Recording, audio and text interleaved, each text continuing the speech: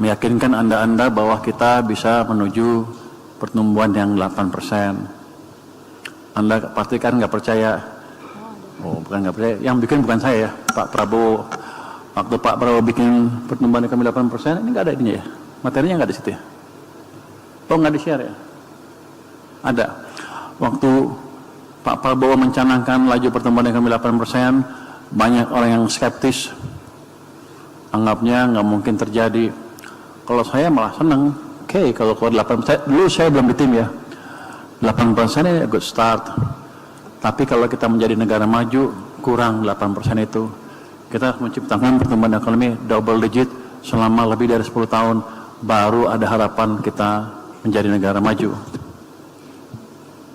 Tapi tentunya awalnya 8% bukan angka yang gampang bisa diraih dan memang agak sulit kalau kita nggak tahu ilmunya.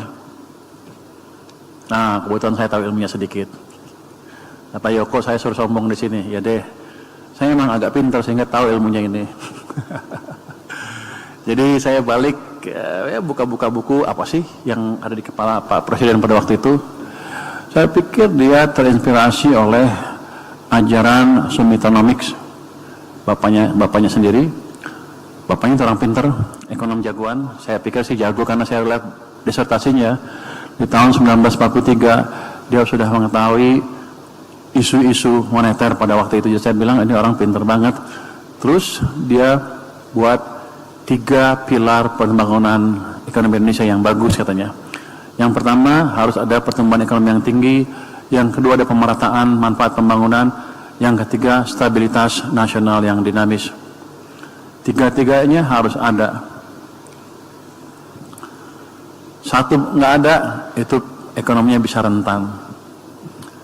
Kalau Anda lihat kan, ketika Pak Presiden mencanangkan program MBG, apalagi Koperasi Merah Putih dan lain-lain, sekolah murah dan lain, sekolah rakyat, itu kan seperti seolah-olah populis dan kayak nggak ada tujuannya. Padahal yang dikerjakan adalah bagian 2 dan 3 di gambar ini. Pemerataan manfaat bangunan dan sekaligus menciptakan stabilitas nasional yang dinamis.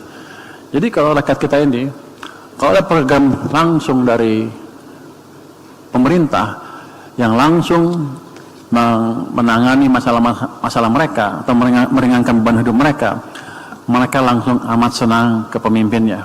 Biasanya begitu. Jadi MBG jelas itu kan, pemerataan pembangunan kan ke bawah. Terus karena orangnya senang, ya stabilitas sosial politiknya kira-kira terjaga, harusnya. Saya tahu dari mana? Saya 20 tahun terakhir melihat, 25 tahun terakhir melihat perkembangan ekonomi di Indonesia. Jadi pinggirnya sih ngelihat pengamat gitu, ngamatin aja. Tapi dari situ ada yang bisa kita pelajarin. Dalam 20 tahun terakhir, 10 tahun pertama, waktu zaman SBY, ekonomi bagus, tumbuhnya 6%, tingkat kemakmuran juga meningkat dengan pesat 3 kali PDB per kapita naik. Tapi kalau kita tanya masyarakat, apa kesannya ke Presiden? Tidak terlalu mendukung, tidak terlalu populer, tidak sepopuler Pak Joko Widodo. Kenapa? Karena Pak Presiden SBY program-program rakyat yang langsung relatif sedikit di mata saya dibanding Pak Jokowi, dan dia boleh dibilang menyalahkan pertumbuhannya ke real sektor. Waktu zamannya Pak Jokowi beda, pembangunannya government-led, pemerintah membangun infrastruktur di mana-mana, tapi ya, akibatnya pertumbuhannya nggak cepat-cepat amat, dari 5%. Kenaikan kesejahteraannya sedikit, cuma 40% dari awal sampai dia turun. Cuman kalau Anda tanya ke masyarakat, popularitasnya amat tinggi. Kenapa? Karena dia buat program-program yang langsung menyentuh ke masyarakat. Anda ingat? Ya, kartu sehat, kartu pintar, ini bagi-bagi semua kan? Itu yang membuat masyarakat melihat bahwa pemerintah langsung mengadres problem-problem yang dihadapi oleh masyarakat. Karena itu, saya ngerti bahwa pemerataan dan program yang langsung ke masyarakat itu penting untuk menjaga, balik lagi ke tadi pertama, pemerataan stabilitas nasional. Saya pikir begitu, 2 sudah aman. Tapi ketika pertumbuhan ekonomi terganggu, enggak juga. Anda lihat kan kemarin waktu bulan Agustus tahun ini banyak demo di mana-mana, dan kalau nggak dihentikan akan makin besar, dan makin besar. Kenapa terjadi? Karena ekonomi kita diperlambat, entah sengaja, entah nggak sengaja, saya nggak tahu.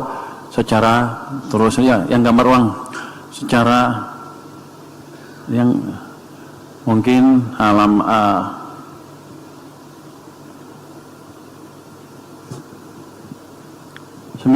slide 9. Sengaja atau nggak sengaja, sehingga ekonominya melambat.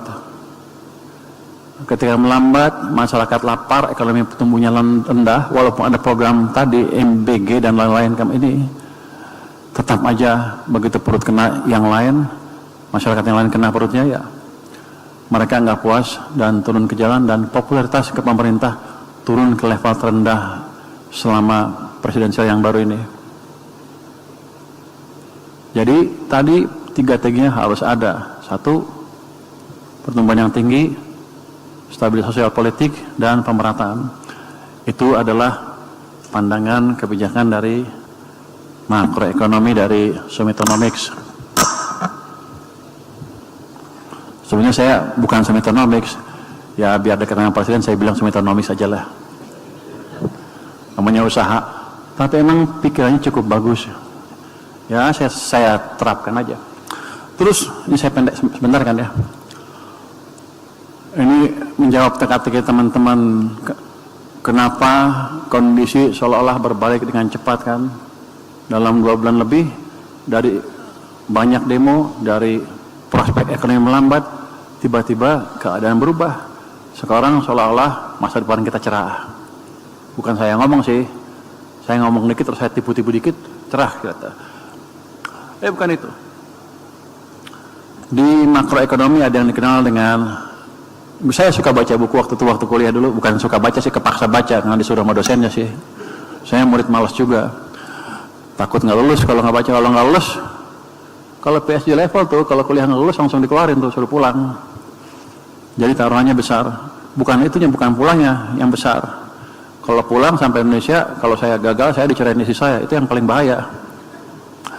Jadi the microeconomic of self-fulfilling prophecy itu kalangan siapa, Roger Farmer kalau nggak salah namanya. Jadi dia bilang gini, ekspektasi bisa mempengaruhi ekonomi. Kalau Anda menciptakan ekspektasi positif, maka ada kemungkinan besar ekonominya akan positif tumbuhnya. Kenapa? Pada waktu ada ekspektasi positif, orang berpikir ekonomi akan tumbuh, bisnismen berani melakukan ekspansi bisnis. Karena dia pikir, oh demandnya akan naik nih. Sementara masyarakat juga akan berani belanja. Kenapa? Dia pikir kalau uangnya dihabisin sekarang, bulan depan masih dapat gaji. Karena keadaannya pasti makin bagus.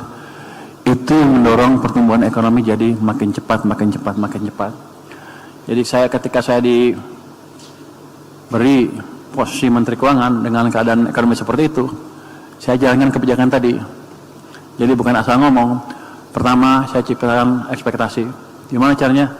Saya belaga sombong, belaga pinter. Memang sombong sama pinter sih sebetulnya juga sih. Jadi pas ya. Saya bilang nggak usah takut. Kita bisa tumbuh lebih baik. Pinternya, ya gue emang pinter ngomong gitu, tapi nggak boleh orang Indonesia ngomong gitu rupanya. Orang marah-marah. Wah, lu tengil lu. Terus kalau orang pinter ngaku pinter gimana? Ya kita dengan eksekusi kebijakan. Jadi saya ciptakan ekspektasi. Kebijakannya apa? Saya masukkan 200 triliun rupiah dari Bank Indonesia, uang saya, uang pemerintah, ke perbankan. Itu akan menciptakan stimulus di perbankan. Habis itu saya monitor gimana hasilnya. Kalau kurang, saya tambah lagi. Jadi saya manage ekspektasi dengan tindakan real dan memonitor hasilnya di lapangan seperti apa. Kalau enggak, kalau saya cuma ngomong doang, dalam dua minggu kredibilitas gugur. Makanya waktu saya bilang saya akan balikkan ekonomi gini, dalam berapa hari itu saya ngomong itu di DPR hari Rabu, hari Jumat uang sudah masuk ke sistem perekonomian 200 triliun rupiah. Harus saya monitor apa banknya menyalurkan apa enggak. Kalau banknya nggak menyalurkan, saya ancam tuh, punya Danantara kan banknya, saya ancam, saya bawa Pak Pandu datang ke bank BNI dulu, terus ke Mandiri juga dengan Pak Pandu, karena saya tahu proses saya nggak langsung di situ, Danantara yang langsung. Jadi ketika orang nyalahin saya, itu kan bukan wewenang kamu, iya tapi saya mah Danantara tuh.